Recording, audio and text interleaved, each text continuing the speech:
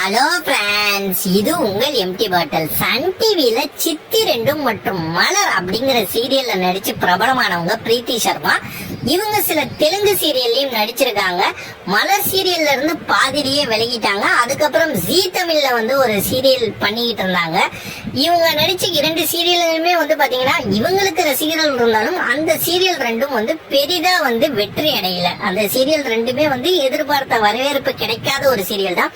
இருப்பினும் இவருக்கு ரசிகர்கள் கொஞ்சம் அதிகம் தான்.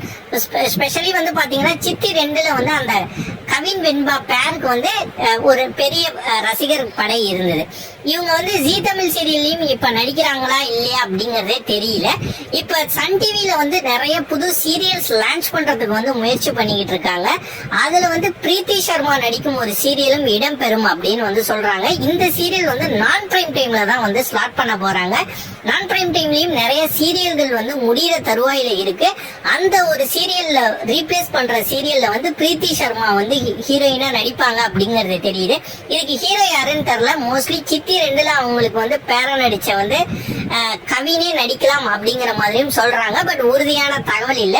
பிரீத்தி சர்மா திருப்பியும் சன் டிவிக்கு வந்தாங்கன்னா நீங்க சந்தோஷப்படுவீங்களா அப்படிங்கறத மறக்காம கமெண்ட் செக்ஷன்ல கமெண்ட் பண்ணுங்க. இந்த வீடியோ மறக்காம லைக் பண்ணுங்க, ஷேர் பண்ணுங்க, கமெண்ட் பண்ணுங்க. நம்ம சேனல் சப்ஸ்கிரைப் பண்ணுங்க. நன்றி.